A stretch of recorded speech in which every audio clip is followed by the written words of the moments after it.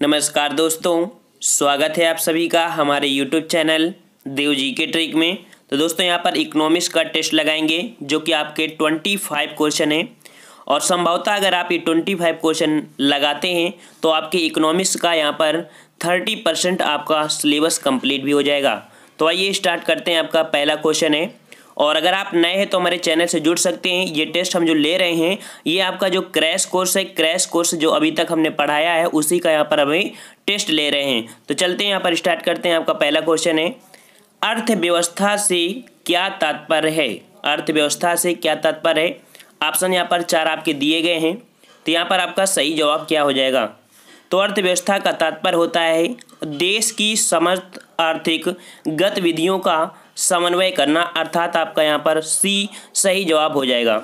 इसके अंतर्गत किसी भी क्षेत्र जैसे देश, देश के समूह अथवा विश्व में होने वाली समस्त आर्थिक गतिविधियों जैसे कि उत्पादन, उपभोग, विनिमय, वितरण, राजस्व आदि शामिल किए जाते हैं जो कि आपकी अर्थव्यवस्था होती है। चलिए नेक्स्ट क्वेश्चन की तरफ देखते हैं।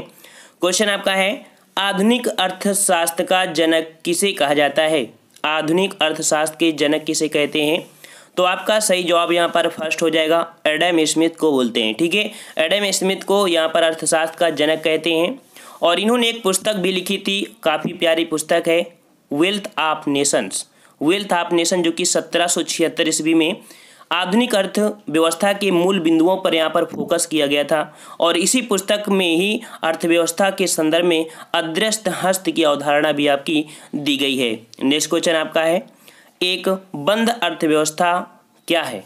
ठीक है, एक बंद अर्थव्यवस्था में क्या होता है? तो जो बंद अर्थव्यवस्था होती है वहाँ पर ना तो कोई निर्यात होता है ना ही कोई आयात होता है। मान लीजिए कि आपके देश में अगर बोले कि बंद अर्थव्यवस्था क्या हो गई, तो आप ना किसी देश से कुछ खरीद सकते हैं या ना किसी देश को आप किसी चीज़ का माल एक्सपोर्ट कर सकते हैं। मतलब कि खुद का उत्पादन और खुद का ही उपभोग करना, यही होती है आपकी बंद अर्थव्यवस्था। इसका मतलब आपका यहाँ पर सही जवाब हो जाएगा डी नंबर। ठीक है, कौन सा हो जाएगा? D number.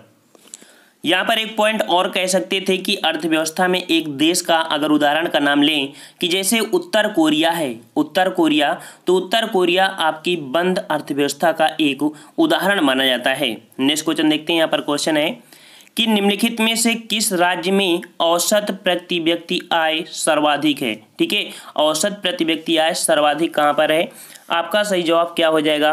तो यहाँ पर आपका दिल्ली, अर्थात आपका जो बी नंबर है ये दिल्ली हो जाएगा। इसके पहले हमने टेस्ट लगवाया है, अगर आपने लगाया हो तो किसी बच्चे का कमेंट आया था कि सर यहाँ पर गोवा सही होना चाहिए और उन्होंने काफ़ी गारंटी के साथ कहा, तो हमने बोल दिया था कि आप नेट में सर्च कर लिया करिए क्योंकि जो नेट भी होता है वो भी अपडेट नहीं होता है। आप इस समय 2019 का अपडेट वहाँ पर देखिएगा तो आपको जो दिल्ली है, तो दिल्ली की अर्थव्यवस्था जो दिखा रही है प्रति व्यक्ति आय वो आपकी 329,093, ठीक है, इतनी आपकी अर्थव्यवस्था है। लेकिन वहीं गोवा आपका 270-150 रुपए में है। ठीक है, तो कभी कभी आप कमेंट करने से पहले थोड़ा सा उसके बारे में समझ लिया करिए। ठीक है, अगर हम किसी दिक्कत होती है तो वैसे भी हम बोल देते हैं कि नहीं थोड़ा सा कन्फ्यूजन है, आप देख लीजिए। लेकिन जिस पर होता है आपको वहाँ पर टेंशन लेने की ज़रूरत नहीं है, जितना हो सकता है अपडेट होकर ही हम आपको पढ़ाते हैं। तो यहाँ पर आपका दिल्ली सही जवाब हो जाएगा।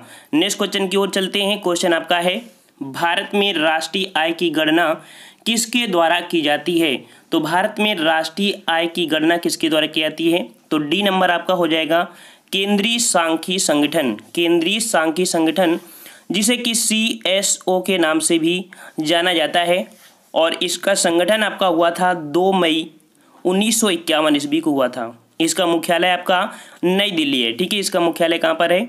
नई दिल्ली में है। और राष्ट्रीय आय की गणना जो कि कह सकते हैं कि इसके संस्थापक किसे माना जाता है? तो संस्थापक आपके थे PC महालनोबिस। PC महालनोबिस को अगर आप जानते हो कि द्वितीय पंचवर्षीय जो योजना थी उसका मॉडल तैयार किया था PC महालनोबिस ने ही। ठीक है, चलते हैं नेक्स्ट क्वेश्चन की ओर।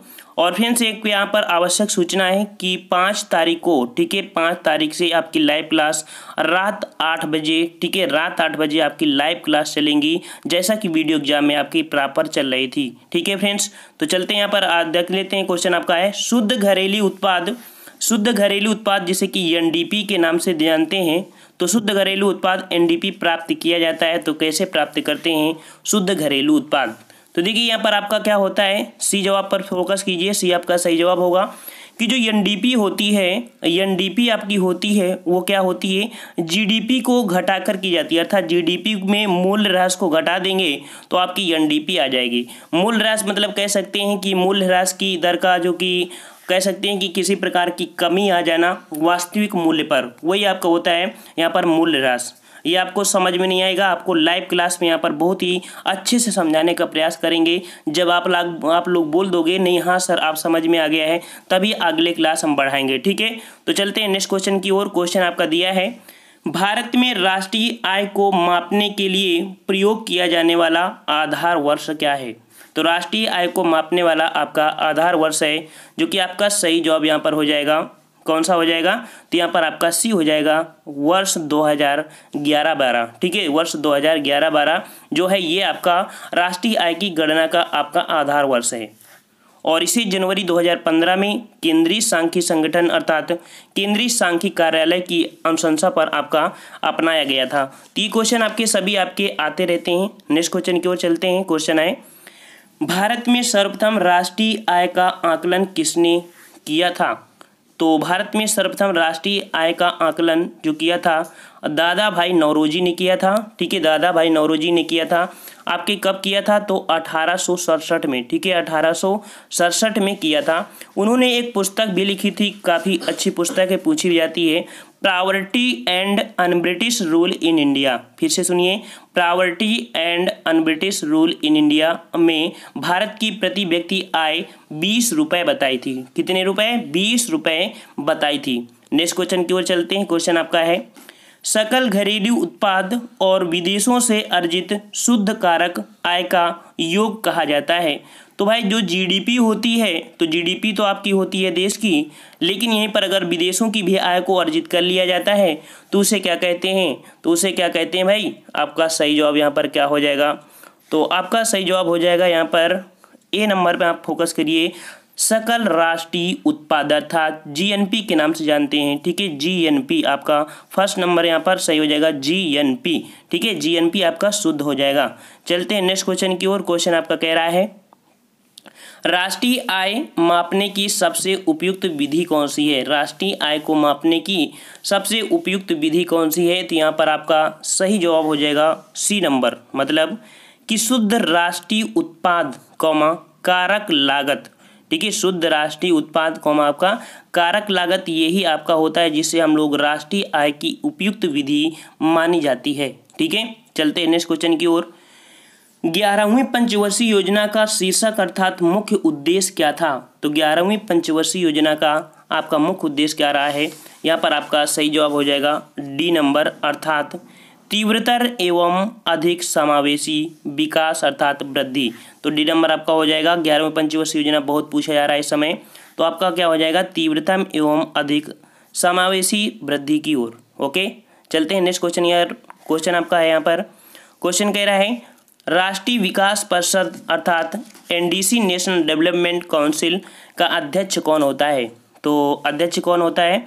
आपका सही जवाब यहाँ पर हो जाएगा ए नंबर, भारत का प्रधानमंत्री। ठीक है, भारत का प्रधानमंत्री यहाँ पर आपका अध्यक्ष होता है, जो कि राष्ट्रीय विकास परिषद का।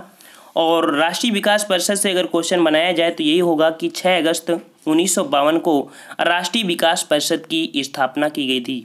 और यह एक आपका संवैधानिक निकाय है जिसका अध्यक्ष आपका क्या होता है? प्रधानमंत्री होता है, तथा केंद्रीय कैबिनेट मंत्री कौमा सभी राज्यों के मुख्यमंत्री तथा केंद्र शासित प्रदेशों के जो प्रशासक होते हैं इसके आपके सदस्य होते हैं, लेकिन अध्यक्ष कौन होता है? भारत का प्रधानमंत्री। नेक्स्ट क्वेश्चन की ओर, भारत में संपोषणी विकास का लक्ष्य किस पंचवर्षीय योजना में सर्वप्रथम अपनाया गया? तो संपोषणी विकास का जो लक्ष्य अपनाया गया वो पंचवर्षीय योजना कौन थी? यहाँ पर आपका सही जवाब होगा चतुर्थ पंचवर्षीय योजना, अर्थात यहाँ पर बी नंबर आपका सही हो जाएगा। अब बात करते हैं कि चतुर्थ पंचवर्षीय योजना तो आपकी इसकी अवधि थी क्या? तो 1969 ईस्वी से 1974 ईस्वी तक ये चली थी, लेकिन इसी समय भारत पाकिस्तान युद्ध जो कि 1971 में हुआ और यह योजना अपने निर्धारित लक्ष्यों को प्राप्त करने में असफल हो गई थी। और ये पाकिस्तान कौन सा युद्ध है जिसे पूर्वी पाकिस्तान के नाम से जानते हैं, और 1971 में ही आपका बांग्लादेश आज़ाद हुआ था। नेक्स्ट क्वेश्चन आपका है कि निम्नलिखित में से किस पंचवर्षीय योजना में आत्मनिर्भरता पर अधिक बल दिया गया था। तो आत्मनिर्भरता पर जो बल दिया गया था वो दिया गया था आपका, यहाँ पर 4 ऑप्शन है और आपका डी नंबर पंचम पंचवर्षीय योजना। पंचम पंचवर्षीय योजना जो कि आपकी 1974 से 1978 तक चली थी और पंचम पंचवर्षीय योजना अपने समय से पहले समाप्त भी हो गई थी। ऐसा कैसे हुआ था कि आपकी जनता सरकार आ गई थी और उसने क्या किया कि पंचम पंचवर्षीय योजना का 1 साल पहले समाप्त कर दिया, अर्थात ये 4 साल ही चली थी। नेक्स्ट क्वेश्चन देखते हैं। क्वेश्चन आपका है राष्ट्रीय नियोजन में रोलिंग प्लान की अवधारणा सरकार के द्वारा लागू की जाती है या लागू की गई थी। तो आपको रोलिंग प्लान जो लागू किया था किसने किया था, यहाँ पर आपका सही जवाब सी नंबर होगा, जनता पार्टी की सरकार द्वारा। जनता पार्टी की सरकार के द्वारा रोलिंग प्लान लागू किया था। अब रोलिंग प्लान होता क्या है, तो एक ऐसी योजना जो कुछ वर्षों के लिए बनाई जाती है तथा प्रत्येक वर्ष अर्थव्यवस्था की आवश्यकता के अनुसार इसमें संशोधन किया जाता है। यह अवधारणा जनता पार्टी की सरकार जो कि आपकी 1997 और 80 के लगभग आपकी लागू कराई गई थी। नेक्स्ट क्वेश्चन आपका है प्रथम पंचवर्षीय योजना किस वर्ष प्रारंभ हुई थी। तो आप लोगों को पता होना चाहिए कि प्रथम पंचवर्षीय योजना जो कि आपकी 1951 में स्टार्ट हुई थी। तो आपको 51 वाला ऑप्शन अर्थात ये नंबर आपका सही हो जाएगा। 1 अप्रैल 1951 को प्रारंभ की गई थी और ये जो योजना थी आपकी एक आपके हैं हेरोल्ड डोमन मॉडल, मतलब पूछेगा किस मॉडल पर आपकी बनाई गई थी। हेरोल्ड डोमन मॉडल पर आपकी ये आधारित थी और इसका मुख्य उद्देश्य था जो प्रथम पंचवर्षीय योजना कृषि क्षेत्र का विकास करना अर्थात खाद्यान्न आयात में कमी करना, ये आपकी प्रथम पंचवर्षीय योजना थी। ओके, नेक्स्ट क्वेश्चन की ओर चलते हैं। योजना अवकाश की अवधि संबंधित है, अर्थात हमारे पंचवर्षीय योजना के इतिहास में एक ऐसा समय आया था जहां पर एक बोला जाता है कि योजना अवकाश, वैसे अवकाश तो आपके काफ़ी आए हैं लेकिन यहां पर 3 इयर्स का एक अवकाश होता है जिसे 66 के 69 अर्थात आपका बी नंबर ये है, इसे यहां पर बोला जाता है 3 वर्ष का जो प्लान है यही आपका इतिहास में योजना अवकाश के नाम से जाना जाता है। ओके, चलते हैं नेक्स्ट क्वेश्चन की ओर। क्वेश्चन आपका कह रहा है कि 20 सूत्रीय आर्थिक कार्यक्रम सर्वप्रथम प्रारंभ किया गया। तो 20 सूत्रीय आर्थिक कार्यक्रम आपके जो प्रारंभ किए गए थे, यहाँ पर आपका 18 का जवाब क्या हो जाएगा, बी नंबर, अर्थात आपका हो जाएगा 1975। ठीक है, 1975 में आपकी 20 सूत्रीय कार्यक्रम प्रारंभ किए गए थे और इसका मुख्य उद्देश्य था कृषि एवं औद्योगिक उत्पादन को बढ़ावा देना। नेक्स्ट क्वेश्चन की ओर चलते हैं। क्वेश्चन आपका है अर्थव्यवस्था में कोर सेक्टर से क्या तात्पर्य है। अर्थव्यवस्था में कोर सेक्टर, तो भाई कोर सेक्टर क्या होता है कि मान लीजिए कि आपकी कोई कंपनी है और कंपनी के लिए जो आधारभूत उद्योग होते हैं जैसे कि मान लीजिए कोयला, कच्चा तेल, प्राकृतिक गैस, पेट्रोलियम, रिफाइनरी, उर्वरक, इस्पात, सीमेंट, विद्युत, ये सभी हमारी किसी कंपनी बनाने के लिए प्रारंभ वाले आपके क्या होते हैं, मेन पॉइंट होते हैं, अर्थात कह सकते हैं कि चयनित आधारभूत उद्योग, यहाँ पर आपका हो जाएगा डी नंबर, चयनित आधारभूत उद्योग। नेक्स्ट क्वेश्चन की ओर चलते हैं। क्वेश्चन आपका कह रहा है 11वीं पंचवर्षीय योजना में सकल घरेलू उत्पाद की वार्षिक समृद्धि दर क्या लक्षित की गई थी। तो आपकी 11वीं पंचवर्षीय योजना में जो आपकी वृद्धि दर थी वो आपकी 9% थी। कितनी थी, 9% थी, जो कि 2007 से 2012 के दौरान सकल घरेलू उत्पाद की समृद्धि दर का मूल्य 9% आपका था, जिसमें से संशोधन के बाद घटाकर 8.1% कर दिया गया था। नेक्स्ट क्वेश्चन यहाँ पर चलते हैं। क्वेश्चन आपका है 12वीं पंचवर्षीय योजना की अवधि क्या थी। बहुत इजी क्वेश्चन है और 12वीं पंचवर्षीय योजना की अवधि क्या है आपको कमेंट करके बताना है इस क्वेश्चन का जवाब। ओके, नेक्स्ट क्वेश्चन आप दिया है किसे प्लास्टिक मनी भी कहा जाता है। तो प्लास्टिक मनी के नाम से किसे जानते हैं, यहाँ पर 22 नंबर का सही जवाब क्या हो जाएगा। तो भाई देखो, प्लास्टिक मनी होती है जो आपकी जेब में होता है आपका एटीएम कार्ड, ठीक है, ATM card, credit card, debit card, ठीक है, स्मार्ट कार्ड, जो भी आपके हैं ये चतुर्थ पीढ़ी के हमारे माना जाता है कि किस प्रकार की मुद्रा है। तो चतुर्थ पीढ़ी के आपके मुद्रा आपके हैं। वर्तमान में कह सकते हैं कि क्रिप्टो मुद्रा जो कि एक डिजिटल मुद्रा का प्रचलन प्रारंभ हुआ है, ठीक है। और नेक्स्ट क्वेश्चन यहाँ पर चलते, आपने समझ गए ना, इसका क्वेश्चन क्या हो जाएगा, क्रेडिट कार्ड हो जाएगा, ठीक है। और अगला क्वेश्चन है कि मुद्रा की दशमलव प्रणाली के साथ प्रचलित नया पैसा प्रचलन में कब शामिल किया गया। तो मुद्रा की दशमलव प्रणाली के साथ जो प्रचलित आपके नया पैसा था वो आपका जो कि दशमलव प्रणाली आपकी 1957 से संबंधित है। तो आप 57 आपका सही है, तो मतलब 1 अप्रैल 1957 आपका जो सही है, ये आपका बिल्कुल सही आंसर हो जाएगा। इसके बारे में अगर बोले कि 1 अप्रैल 1957 में मुद्रा की दशमलव प्रणाली की अवधारणा की गई थी और इसके अंतर्गत रुपए का मूल्य एवं नाम अपरिवर्तित रखा, परंतु इसमें से 100 पैसों में से विभाजित किया गया। और इसके पूर्ववर्ती जो आपने सुना होगा कि आना चलता था, 8 आना, 10 आना, 64 आना, 16 आना, वो यहाँ पर समाप्त किए गए थे। और 1 अप्रैल 1957 के बाद आपके नए सिक्के जो कि 1, 2, 3, 4, 5, 25, 30, 50 इसके आपके नए पैसे के रूप में आए थे। ओके, समझ गए होंगे। अब नेक्स्ट क्वेश्चन आपका 24 नंबर है, मुद्रास्फीति का अर्थ क्या है। तो मुद्रास्फीति का अर्थ होता है कि जो आपका प्रोडक्शन होता है या कह सकते हैं जो वस्तु होती है उसके मूल्य में वृद्धि हो जाती है और आपके पैसे में क्या हो जाती है, आपकी कमी हो जाती है, ठीक है। तो यहाँ पर आपका जो ऑप्शन कौन सा दिख रहा है, तो यहाँ पर आपको ऑप्शन दिख रहा होगा कि आपका यहाँ पर 24 है और 24 में देखिए वस्तुओं एवं सेवाओं के मूल्य में सतत वृद्धि, ठीक है। सी नंबर आपका सही हो जाएगा, वस्तुओं एवं सेवाओं के मूल्य में वृद्धि आपका यह हो जाएगा और जो पैसा होता है वो क्या होता है, कम होता है। चलते हैं नेक्स्ट क्वेश्चन की ओर। और क्वेश्चन आपका कह रहा है भारत में मुद्रास्फीति दर की माप के आधार क्या है, ठीक है। तो माप के आधार आपके यहाँ पर हो जाएगा क्या, तो आपका यहाँ पर सही जवाब क्या हो जाएगा, ठीक है। यहाँ पर आपका दिया गया है, यहाँ पर आपका सही जवाब हो जाएगा 25 का आपका डी नंबर, अर्थात उपभोक्ता मूल्य सूचकांक, थोक मूल्य सूचकांक, श्रमिकों का जीवन निर्वाह लागत सूचकांक और आपका डी उपयुक्त सभी। मतलब कि आपका भारत में जो मुद्रास्फीति दर की मापना चाहिए अर्थात माप होती है वो आप सभी प्रकार से यहाँ पर जो ऑप्शन आपके दिए हैं सभी प्रकार से यहाँ पर माप की जाती है। तो ये आपके टोटल आपकी क्वेश्चन रहे। और फ्रेंड्स यहाँ पर 25 क्वेश्चन जो आपको दिया गया है ये क्वेश्चन आपके जो हमारे चल रहा है क्रैश कोर्स उसके अकॉर्डिंग आपके क्वेश्चन बनाए गए हैं। अगर आपने क्रैश कोर्स को अभी नहीं पढ़ा है तो प्लेलिस्ट में जाइए, वहाँ पर आपके इकोनॉमिक्स क्रैश कोर्स जो कि आपके लगभग 15 दिनों का लक्ष्य रखा गया है काफ़ी समाप्त हो जाएगा। और आपकी 5 तारीख से, ठीक है, आपकी लाइव क्लास रात 8 बजे रहेगी, जैसे कि वीडियो एग्जाम में रही थी वैसे आपकी 1-1 घंटे तक, 1-1.5 घंटे तक आपकी चलेगी, मास्टर वीडियो आपके बनेंगे। तो फाइनली आपका लास्ट क्वेश्चन जो आपको कमेंट करके बताना है, स्मार्ट मनी शब्द का प्रयोग होता है, स्मार्ट मनी शब्द का प्रयोग होता है तो किसके लिए होता है, स्मार्ट मनी शब्द का प्रयोग किसके लिए होता है। ऑप्शन आपको दे रहे हैं, इंटरनेट बैंकिंग से, क्रेडिट कार्ड से, बैंक में बचत खाता से, बैंक में चालू खाता से। 4 आपके पास ऑप्शन है, smart money, internet banking, credit card, bank में बचत खाता और ऑप्शन डी है बैंक में चालू खाता। आपको कमेंट करके बताना है। तो फ्रेंड्स अगर आपको वीडियो अच्छा लगता है तो वीडियो को लाइक कर दिया करिए, ठीक है।